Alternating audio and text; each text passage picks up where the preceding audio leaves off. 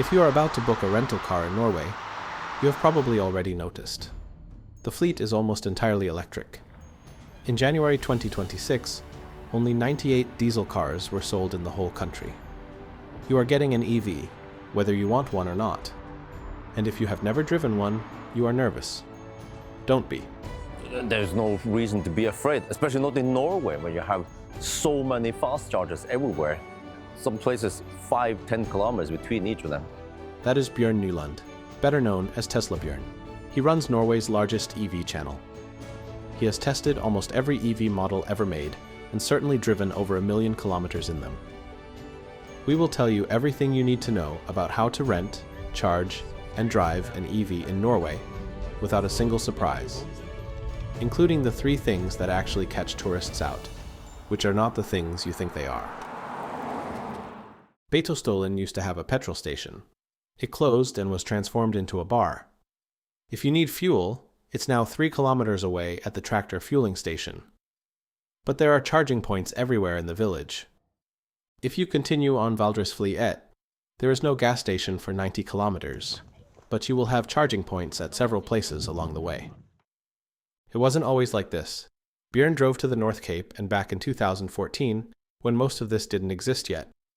Oh man, it was like an expedition to the North Pole, because around 20-25% of the route up north, that was the last fast charger, supercharger. Yeah. From there, it was just AC charging, and we had to rely on some industrial red plugs maybe, or charging slow overnight.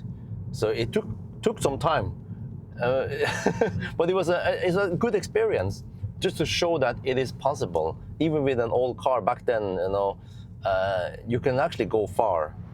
12 years later, it is unrecognizable. Here is the only thing you really need to understand before you pick up the car. So what I recommend is that you want to charge when you can, not when you must. And also try to ABC always be charging. So whenever you stop somewhere for dinner, lunch, or whatever, see if you can plug in the car. Yeah. Because when the car is standing still, you can charge it while you're eating or doing something else. That's the whole thing. You were going to stop anyway. On top of that, book accommodations with overnight charging. If you start every day fully charged, the rest is easy. If it doesn't have a charger, try to find one nearby.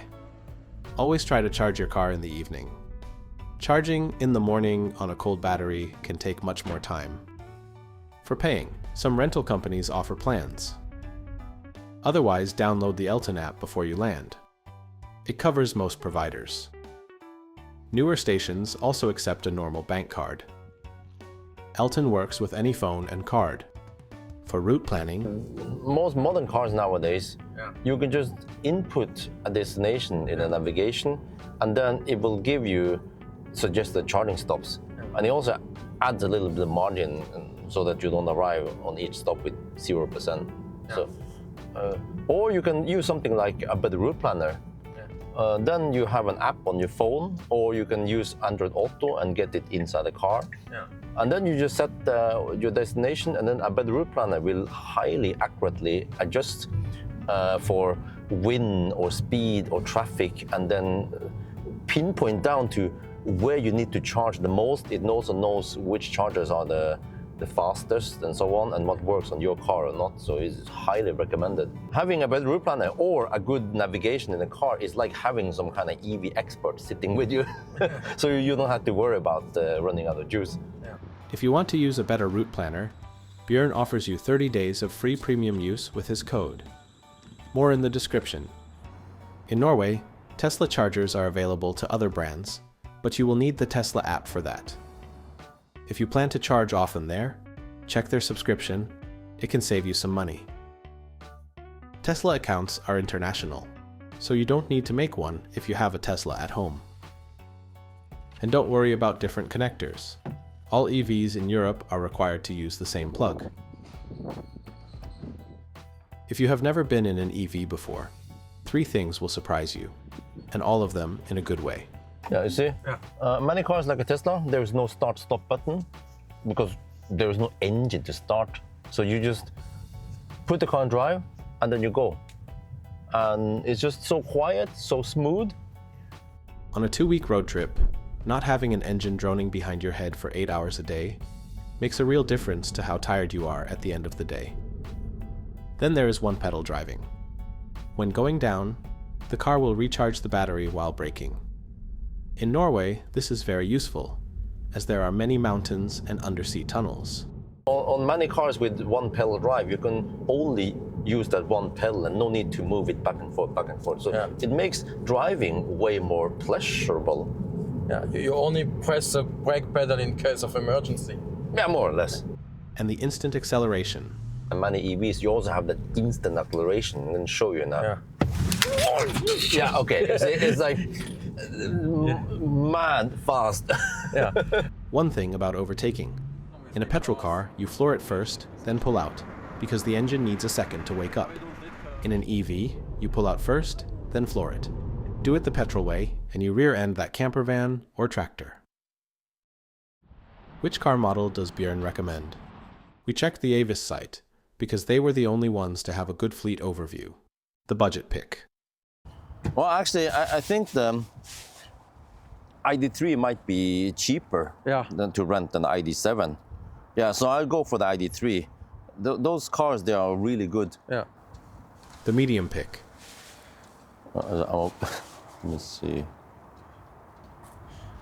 Medium option might be a Polestar 2. Also really good range, good charging speed. Yeah. And good space.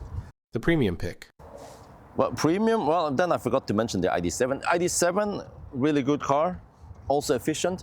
Or maybe the Audi Q6. Yeah. Also charges really fast and good range. Yeah. But the Tesla is still his favorite pick. Model Y, all round, good range, plenty of space, and good comfort. Now for the real pitfalls. And none of them are what you think. The pitfalls are not the cables, apps, and charging stations. Pitfall 1. Payload. Many cars, because they are naturally heavy, then they have somewhat limited payload. So maybe you can take only 300 kilograms of payload. And then if you have 4 passengers and they weigh 80 kilograms each, then you pretty much use up all the limit. And you can't bring in the luggage. Let's do the maths on why he's reacting that way. The VW ID3 Long Range has a payload of 420 kilograms. A Tesla Model 3 is 417 kilograms. That is everything combined. People, luggage, and anything else in the car. 4 adults at 80 kilograms each is 320 kilograms. 4 suitcases plus hand luggage at 30 kilograms each is 120 kilograms. Total, 440 kilograms. You are over the legal limit before anyone even buys a bottle of water at the airport. If there is a control by the road and they check the weight and you're overloaded, some people might have to offload. It's really rare though, but it can happen. Yeah. If you are traveling with 4 adults, you need to rent a big car with a high payload. Pitfall 2. Cold mornings. The second pitfall only happens in winter and early morning, and it feels like the car is broken when it isn't. When the battery is very cold, the car has less power than normal, and the regenerative braking almost disappears. We have now the car, it's minus 23 outside, now it's minus 22. And when I leave the brake, it doesn't do regen, so it will just roll. It's because the battery is just too cold. So normally I would be standing, but now I'm driving right into the tractor, which is not a good idea. After it warms up from use and everything comes back to normal. 2 things you can do. If your car has preconditioning and the app lets you trigger it, start it 20 minutes before you leave. It heats the battery while the car is still plugged in. This is also why charging a cold battery is slow. A cold battery on a fast charger maxes out around 15 kilowatts while it warms itself up. A half-hour charge becomes an hour. That is why we said earlier, charge in the evening when you arrive, not in the morning after the car has been sitting outside all night. Also, Tesla and some other brands allow you to precondition the battery before fast charging. For that, you need to enter the charger as a destination. Pitfall 3. The mountains. Going up a mountain will use a lot more battery. But in contrast to petrol cars, the electric car will recharge when going down. As such, charging your battery fully at the top of a mountain can lead that the electric brake will not work properly. Winter driving and queues. Well, just expect maybe 10-20% less range than summer consumption. Well, fortunately, it doesn't get to minus 25 in Norway too often. Yeah. So, but yeah, in case of that, yeah, then the range might be as bad as half. But in most cases, it's not that bad. So you just plan your trips accordingly and just charge more often. Queues used to be terrible. 4 to 6 hour waits during COVID-era summers. Much better now with 10,000 chargers nationwide, but it can still happen in late July and on the start and end of the main Norwegian summer holiday, when the whole country is driving at once. So many modern apps nowadays, like the Tesla app or Ionity, you can see how busy it is. Tesla even shows you how long the wait time is. Yeah. So then you can avoid those busy places. And actually, if you know a little bit about the route, many routes, people tend to go to the same charger, and they go to that same, like, it's something about the popular location. So you can go to not so popular location, and there will be plenty of chargers available. Yeah. Like driving Østerdal, that was one of your favorite stretch. Where do all the people stop there? Alvdal. Everyone wants to stop at Alvdal. The money part. Petrol in Norway is around 25 Norwegian kroner per liter. Charging is roughly a third of that. A 2,300 kilometer road trip. About 2,300 kroner on electric, versus roughly 3,700 kroner on petrol. Most of the EVs cost nothing to run in Norway. Claims you'll read online are about home charging. As a tourist, you don't have that, so your numbers will be higher. Still cheaper than petrol, just not free. EVs pay 30 to 70% less on toll roads. Make sure the rental has an auto pass tag with the EV discount registered. On ferries, EVs pay a maximum half the car fare. Passengers are always free. And because there are no fumes, you can sleep in the car with the heater running all night. Try that with a petrol car. One last thing. If you visit Flåm, Geiranger, or Eidsfjord, you are going to see these parked in a row and wonder what they are. These are Renault Twizys. Electric, two-seater, closer to a motorbike than a car. I tested it. I mean, I think it works okay in summer, because Twizy, there is optional windows, so you can actually buy them without windows. So I mean, you sit there low and you hear the noise, and maybe not the best comfort, but I think it's good experience if you want to experience nature like Geiranger. As they have no windows, you get the motorbike feeling, where you can smell and hear your surroundings much better. These vehicles are okay for short trips, but not longer ones, as the range is not that great. When you pick up the car, check the return policy. Each operator has its own threshold and fee. The rule of thumb, if there's a charger within 20 minutes of the return, use it. The fee will be more than the charging cost. That is it. The biggest problem with renting an EV in Norway is in your head. I mean, EV is just way better. Everything.